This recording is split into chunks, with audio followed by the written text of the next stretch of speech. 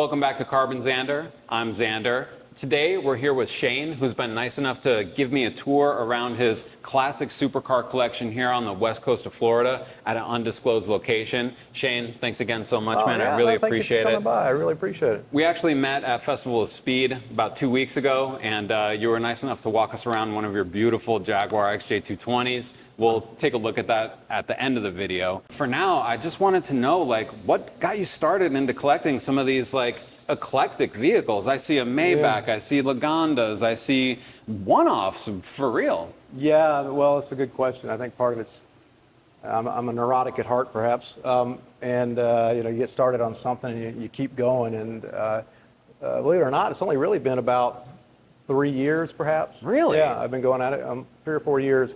You've made some really good finds for such a short period of time. Yeah, I've had I was pretty focused on, I was trying to focus on the fastest or most elegant or most luxurious of its period, and so that can span different makes and models. And it used to be, more Ferrari-centric, but it's since evolved, as I've gotten older, probably more luxury-based. As time went on, I think when I was about 20, I was reading Car and Driver, like kids did back then, and looking at the list of what's fastest and what's the most expensive, and the most expensive car in that given year, I think it was probably 87, 88 perhaps, was the Aston Martin Lagonda. Oh, wow. And I was sitting around a table with some friends, and I said, one day I'm going to have one of these, and they all laughed at me. And now I got 5, yeah. Jeez. So, what can you do? Well, how about we dive into all of the Lagondas first, and then we'll take a look at some of those super special cars. I mean, there's a Grand National over there that I think is, one of 550 GNX, or something like that? Yeah. Okay, this is a 1989 Aston Martin Lagonda, according to who you talk to, either saved or doomed the company. But the lines on it, in my opinion, are awesome. I've always thought so. Very, very controversial styling. But this is probably, well, I don't want to say is the finest example in existence, but has 2,000 miles and is as fine an example as I've seen. And I've been collecting 2,000 miles? 2,300, I believe, yeah. If you look inside, I'll start with the back, which is not nearly as is impressive, but you see it wouldn't really give a lot of room to a executive, although you can move the seat up. Right. It is not exactly comfortable. So it was interesting, the styling exercise I did. Apparently, English people, despite being tall, have very short legs. And it's the short torso. I guess that's what it is. I guess that's what it is. But as you can see from the interior, it's it reminds me of the first class seats in the 80s and 90s on like the old Eastern planes and whatnot, planes rather. They were very comfortable, very cushy, not necessarily very supportive. I'll go around to the other side and show you how the electronics work on this. And electronics are the real story behind this car, in the sense that they spent more, I've been told, on the electronics than they did on the car budget itself. But well, I just didn't quite crank the engine on, but you can see the wacky dash and all the wacky symbols, and it speaks to you in French and Arabic from time to time for no apparent reason. But it doesn't keep it from running. You can see on the dash, I think it says 2,237. I think those may be kilometers, actually, so it may be like 1,500 miles. I'm not sure the exact amount, but low mileage, obviously. That's and this is like a new car inside, and it fires right up, which is crazy. I wish he hadn't taken out the original stereo, but he did, so that's not original, but I don't believe. But the rest of it, and you got a nice little fuse box here in case you're Lucas. I love the walnut, the blue, the white stitching. Like, it's very, very nicely done. It's in such good condition. I mean, this is like a brand new car. Yeah, this is as good as Lagondas get. Apparently this takes 2 people to open the hood. Yeah, you got to be careful because it pinches in the middle kind of oddly, but I'll guide you through it. All right. So we're going to go ahead and lift the trunk. If you feel a little bit of scrape there, you want to let it back down, but it didn't scrape, thankfully. No, it feels smooth. Yeah. So wow. Hopefully the struts are good on this one. Yep, they are. Look at how clean this engine bay is. So it's and I wish I could give you better stats CarbonXander, but I believe it was putting out just under 300 horsepower, but not very efficiently with a lot of weight. But it was fast for the time, you know, 0 to 60 in the 7s, I believe, which, you know, at the time, like I said, was fast. This is a 4-door boat. Yeah, so it is. 7 seconds is pretty nice. It's pretty nice back then, particularly, and you know, it really is extremely comfortable from the front. I'm going to go ahead and crank it if it's all right with you. Yes, please.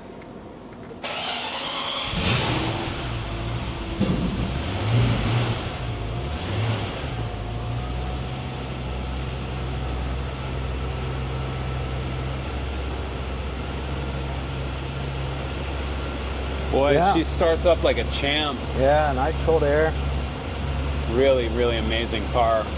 Would you care to go down Lagonda memory lane here, I suppose? Yeah, let's check them all out. Yeah, this is the exact same car, and I'm sorry it's not particularly clean. We're getting some dust falling from the roof, but this is the exact same car, but in black.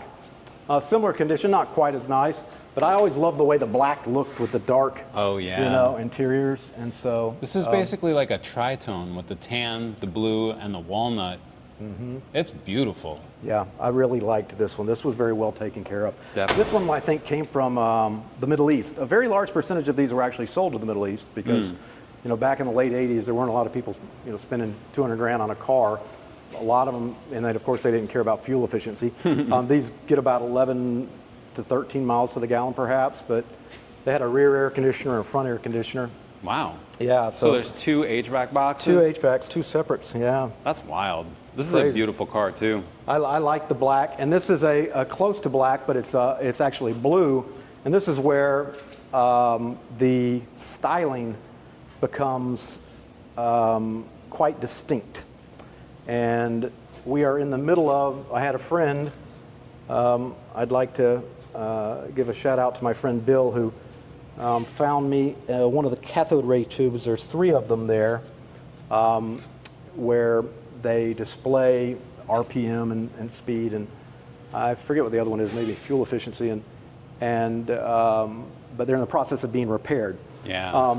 But this has the same engine as the one we just started, which is the fuel injection engine. They made about 50 of these. How many of them are circulating in America? I don't know, maybe 20. And the odd thing about this one, right before they started that, is they had the odometer, this is wacky, on the whatever heck it is, battery casing. That is. So I think that's I've kilometers. never seen that. Isn't that wacky? Yeah. Yeah. That's wild. Go figure. Going even further back, without the good engine, this is the carbureted engine. This is, believe it or not, heavyweight champ Mike Tyson's old Lagonda. What? Yeah. Wait Mike a second. Tyson. So Mike Tyson drove this exact car? Yeah, it's. I bought it at Kissimmee. No, I'm sorry, Mecum, Kissimmee. Yeah, you can actually Google the auction, and I paid a little extra for it because it was Mike Tyson's. It's not as good a condition as my other ones, but it's particularly wacky. I think gold is perfect for this, you know. Of course. I'm thinking about wrapping it actually in another gold because I don't want to repaint it, you know. Right. But if you get inside, Sure. Without starting it, we can. Wow, that door handle is very unique. Yes, yes, and you got to be careful that you're closing it when you think you're closing it because it draws on the battery. But check out first of all, the wheel is absurd. Wow. This is Someone no crazy longer looking. does- This looks I like know. some, you know, Knight Rider, Michael Knight stuff. Does that say boat or boot? Boot, I believe. Okay, because I guess the trunk is open then, right? I think so. Okay. For the battery tender. Yeah. Makes sense. It's on the. Yeah, there we go. Town horn. Get the country horn. Give it a chance. Yeah. Wow. So. What a wild set of buttons. Yeah, that steering that's wheel the- is crazy. The AC, here's your AC. Your you know, this one had flop up headlights. I forgot to say that. The other ones didn't. Wow. Yeah, this is a. This is such a unique car. I can't unique imagine car. that like Mike Tyson sat and drove this car. Yeah, no telling. Wonder if the Tiger was in the I back was of it. just you gonna know? ask. I don't know. You know, what's funny is that the seats have been reconditioned. Was what the auction article said. So there could have potentially been some sort of mishap in the seats, or perhaps just lack of attention. I don't know. But, Tiger P. This is a DB7 Zagato, which is a 12-cylinder Aston Martin Roadster. And what a Roadster is, it is neither a convertible nor a hardtop, but a car without a top. And so, Xander, I think we were looking at it was 150, is that right? Yeah, Or I think it's very 150? limited production. I think it was 150 actually these were made? 100. Was it 100? Okay. Yeah. Yeah, 100 of these were made. Not overwhelming performance. I'd say probably 325 horsepower, maybe 350. It's a heavy car, but it was sent back from Aston Martin all the way back to Italy to have it restyled by Zagato, which is kind of similar to a Pininfarina. And as you can see by the little Z icon up on the front, which I like it. I like the way it looks. Me too. I mean, from a distance, it screams Aston Martin. Then you get closer, and you're like, well, I've never seen an Aston with those kind of taillights before, or the fact that there's no roof on it at all. And again, this is what a V12 manual too, yeah, right? Yeah, V12 manual. That's kind of what drove me to it. I've never been a big. When I was a kid, I used to get stick shifts because they were faster, and then when they became overtaken by the automatics in terms of acceleration, I sort of swayed away from them. But then you miss what's not around anymore. Right. The nostalgia gets you, and we're not really driving for speed anymore anyway. And they're probably not making any more of these, with a manual, I would think. No, there is a new Aston Martin. I think it's called the Valor. That is a V12. I saw that. That is a V12 I manual. I saw one in Miami. On display, and it's like, if there's a car that I'm jonesing for, it's that. I didn't realize those were actually being produced. I was looking at the Valhalla, yeah, the which is a beautiful gorgeous car, and I want to see how that does in the aftermarket, and I may very well own one of those because it's very close to the Valkyrie in terms of performance. Definitely. But a lot of these supercars, they're just so hard to practically drive anywhere unless other than a racetrack that it's pretty to look at, I suppose, but unless there's some sort of rhyme or reason behind it. For me personally, it's just not where I generally go. This is GNX number, I think 180, something like that, of 357. This was, I know that'll probably get some, or you'll get some arguments online about it being the fastest mid-range car in the 80s, but unless you want to, call the King of the Hill 1990 an 80s car, there was really nothing mid-range that could top these at the drag strips. I mean, they were, and of course, well, a lot of these, quite frankly, the GNXs really didn't get dragged as much because they were twice the price of the Buick Grand National, which is, more ubiquitous. But this is a 5,000 mile sample. A 5,000 mile. Yeah, GNX. I've owned it for 15 years, and I have a little bit of a turbo Buick theme too, or turbo General Motors theme with a Syclone over there with the truck version. The truck, right. And this, for a truck, was the fastest truck until last year, GMC Syclone, which was, I believe it's putting out about 320 horsepower, but it did 0-60 pretty deep into the fours, which part of it's because it's all-wheel drive, and part of it's because it was a light truck, but it held the record forever. And I can get in and start it in 3 seconds, and and it blows ice cold air. It's just a wonderful car, and or truck rather. And I've kept the bed on the back, but I actually have another one that I use for utility purposes that's been very good to me. It doesn't break down, and that's a great thing too about American cars. It's generally pretty easy to get parts for them. Yeah, I'm sure. And what year is this again? This is a 91. I think they made 1 year 91. Yeah, yeah. They have they made 2 GMC Syclones to pace car. I forget what race it was, but I almost picked up one of those and just missed it. Yeah. And so all red and had roll bars and stuff, and I really wanted it, but I missed it. Well, this is a beautiful example. Yeah, this is probably, again, as close to probably as nice example as in the country. It's got less than 1,000 miles on it. So. Less than 1,000 miles. Less than 1,000. That's amazing. Yeah. I mean, prove it to the people at home. Let's hear it crank up. You said it'll crank up in 2 seconds. This is a cold start, yeah.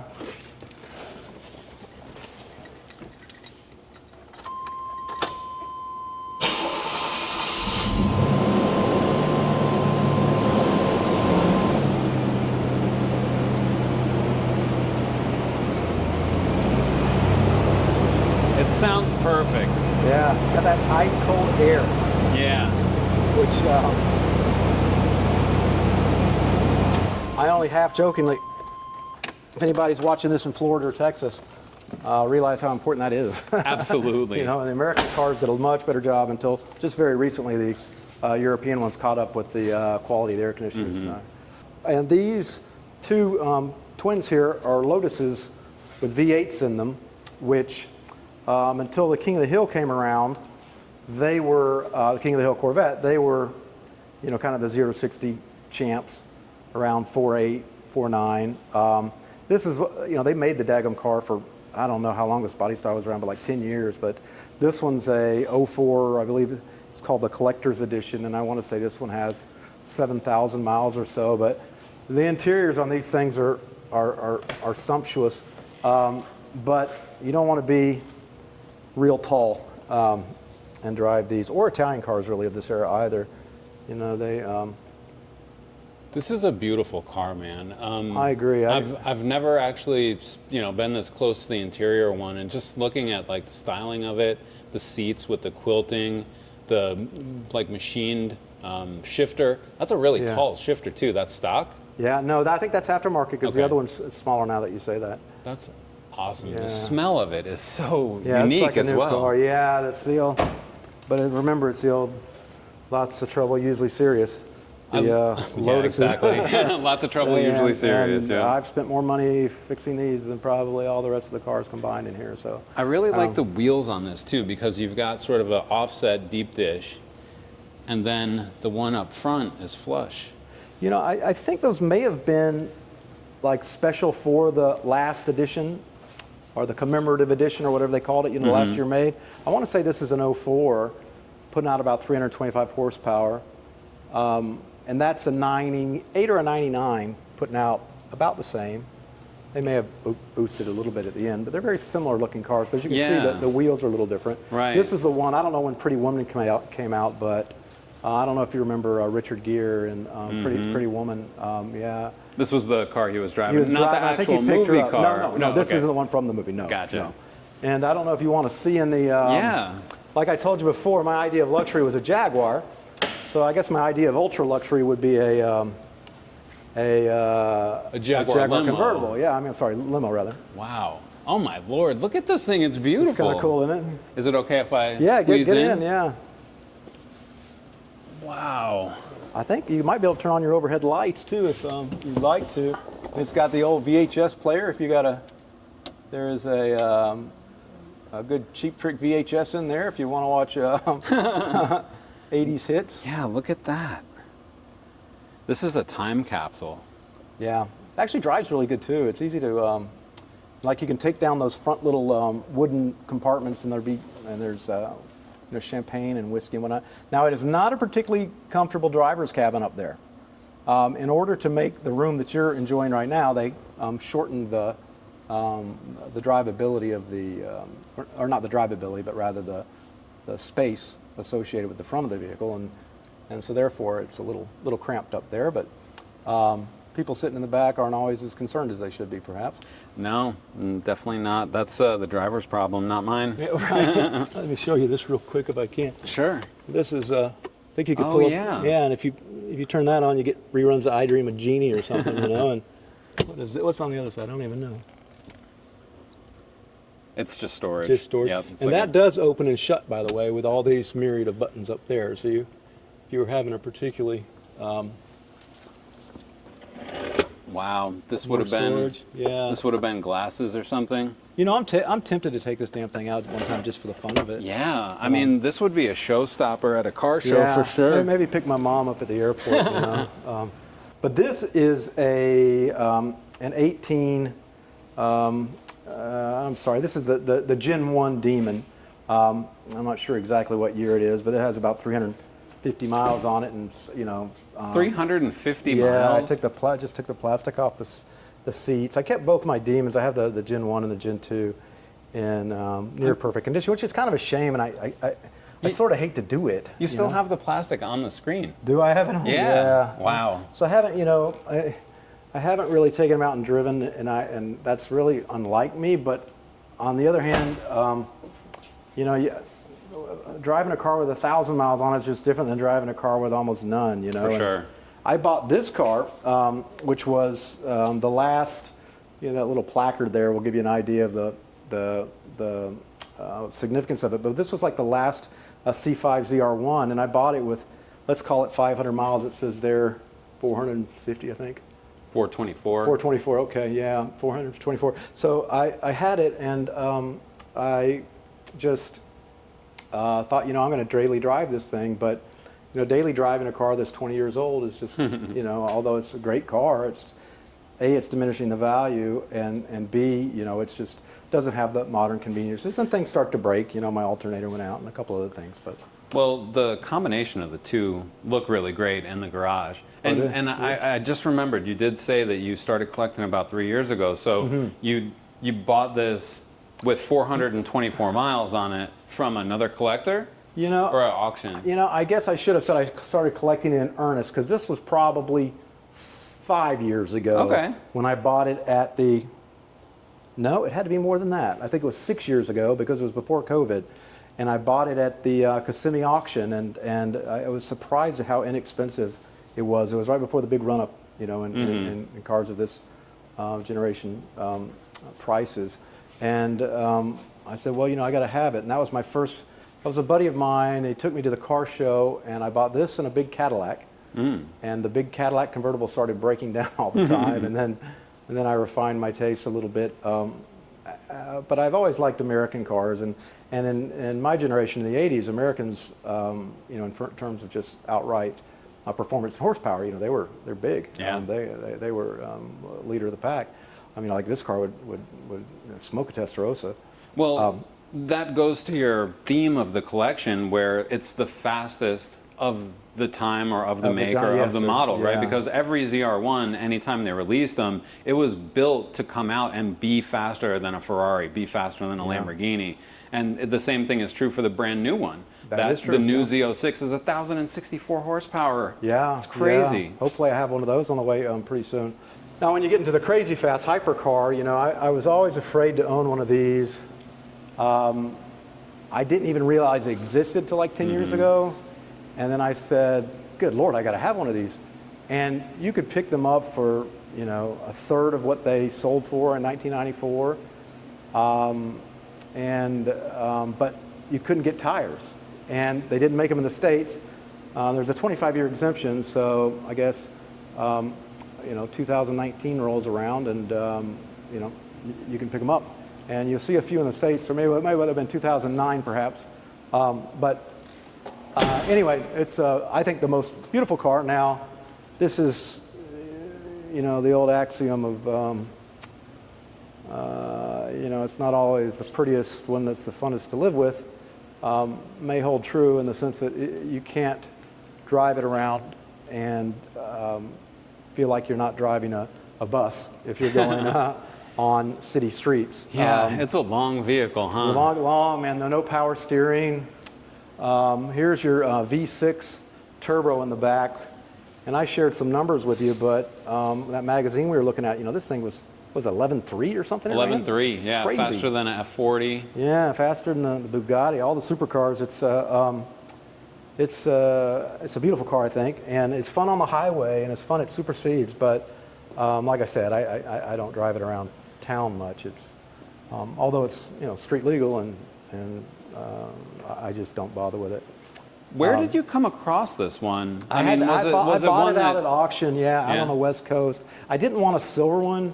There was a lot of silver 0 miles, and getting back to my point earlier about, you know, I don't want to be the guy to put the first 100 miles on a car. You know, this one had, I think, 2,000 miles or something, and so I don't feel so guilty about driving it. And, you know, like I said, I like to drive and enjoy the cars. I'm not stupid enough to think I'm going to make money on them. So I can crank it up if you'd like to, if you got your earplugs in. I'm going to cover my ears. Okay.